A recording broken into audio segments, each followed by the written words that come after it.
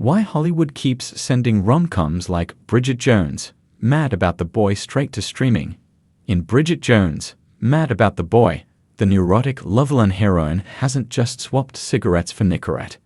She's traded the big screen for Peacock, a second-tier streaming service where the franchise's fourth entry will debut on February 13. People will watch this one at home, says Helen Fielding, the author who created Bridget Jones. If you're Bridget's generation, it will be with a bottle of wine and a tub of ice cream. If you're Gen Z, it will be with lots of minerals, potions, and slippers, but it's a good movie to watch on the sofa. Relegating Mad About the Boy to streaming signals how far the romantic comedy has fallen in the 24 years since Bridget first captured audiences' hearts.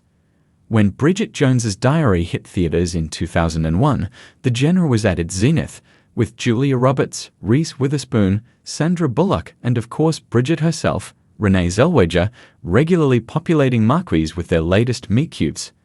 But over the past decade and change, studios have gotten out of the rom-com game, at least theatrically.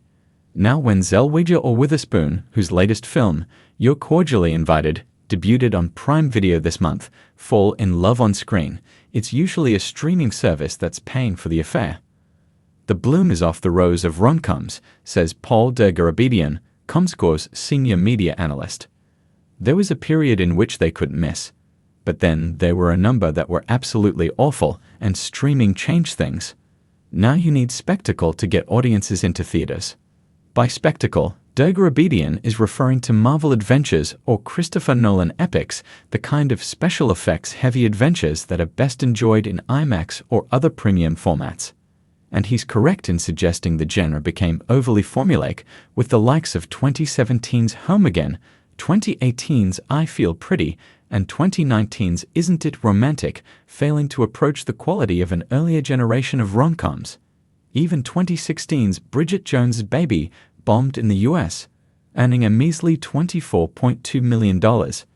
By comparison, the original earned $71 million domestically, and the 2004 sequel generated $40 million. That chilly reception convinced NBC Universal to rethink its strategy for Bridget's fourth cinematic adventure. Bridget Jones, Mad About the Boy, isn't going straight to streaming everywhere. It'll play in theaters at the international box office, where the series has been a consistent commercial smash. To wit, the third installment grossed nearly $200 million outside the US for all three Bridget movies. Overseas revenues have accounted for 79% to 89% of overall ticket sales. Mad About the Boy cost $50 million to produce. With that price tag, the studio would need to spend $40 million to $50 million on global theatrical marketing fees, according to rival executives with knowledge of similar productions. That would require Bridget Jones 4 to collect at least $40 million domestically to justify those expenditures. With that back-of-the-envelope math in mind, NBC Universal greenlit the film for Peacock in the US and a theatrical release in the rest of the world. It's not one of those stories which you hear of how dare they not release it. I'm so angry, says the film's director, Michael Morris. I would love it to be released everywhere, but I did know going in that this was going to be a Peacock release in the States. The economics of streaming are helping to keep rom-coms alive and introducing a new generation to these movies. Without needing to spend the tens of millions required to market a big screen offering, Amazon Prime Video backed Anne Hathaway's The Idea of You, and Netflix produced Amy Schumer's Kinda Pregnant, knowing the combination of star power, humor, and heart would stand out on the endless scroll of new releases. The threshold for what to make streaming-wise is lower than it is theatrically.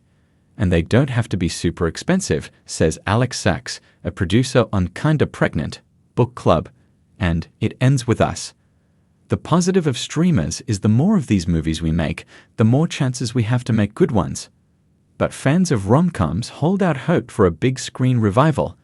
And a few recent examples have bucked the trend and performed well in cinemas, such as 2018's Crazy Rich Asians, which became a cultural touchstone for Asian American moviegoers, and Anyone But You, which brought together rising stars Glenn Powell and Sydney Sweeney, drawing in the TikTok generation in the process.